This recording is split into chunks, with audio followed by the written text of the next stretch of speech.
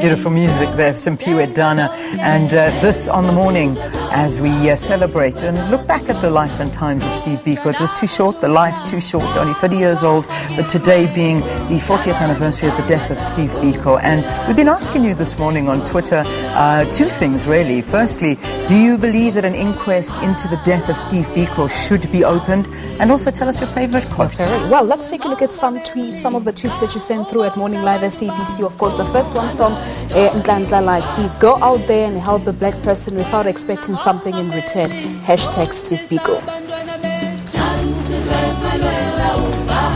All right, this one coming from Notorious Mabulani saying it's better to die for an idea that will live than to live for an idea that will die. I know, we've been having that one up all morning. That's Absolutely the most famous one, of course.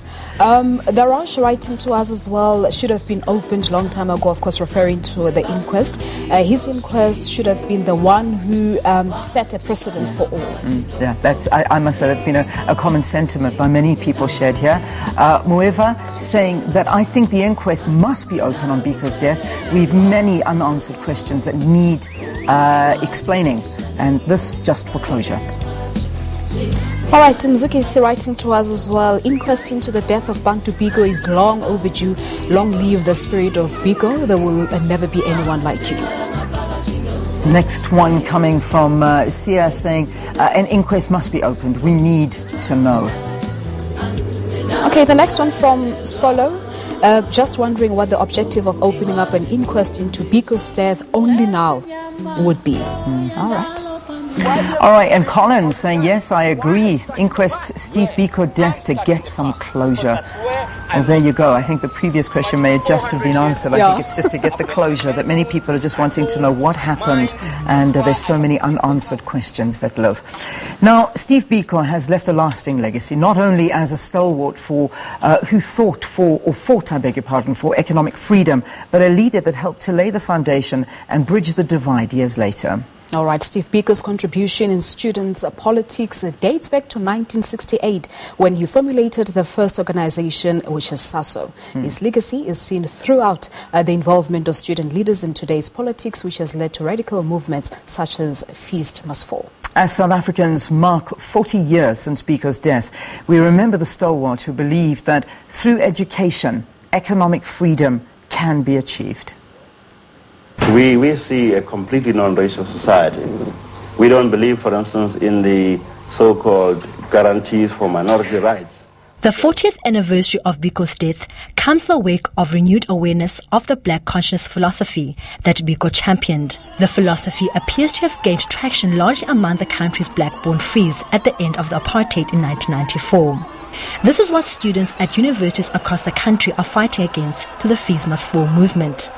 Their struggle seeks to restore and assert black pride, the essence of Biko's philosophy of black consciousness.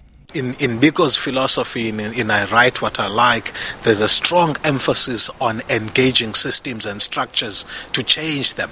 But also there was a very strong emphasis on the agency of the self, in as far as liberating one's mind and also making a contribution directly as a person, as opposed to wanting the structures that you are engaging to bring about the change themselves. So Biko saw the power and potential in human beings themselves to change the plight of other human beings as much as institutions and structures could make a change also. So I think he believed that you couldn't have institutions that were transformed or transformative and impactful unless you had a human being as the center of that change.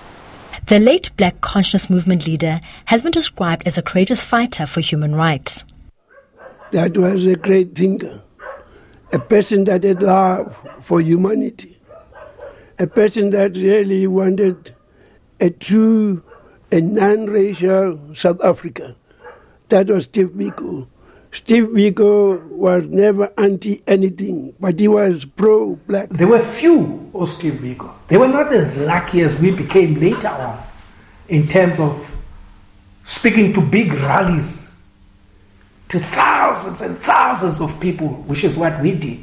They didn't do that. They were talking to few people. But they were slowly planting the seeds of freedom and the nation's consciousness, and at the time telling the black man, despite all what they tell you, you're beautiful, and nothing will take that away from you. In the heart of the friendly city of Port Elizabeth, his legacy is being remembered. The Sanam building where Biko was detained is being converted into a heritage museum, which is going to teach future generations about the life and times of Steve Biko. Lerato Tipa, SABC News, Port Elizabeth.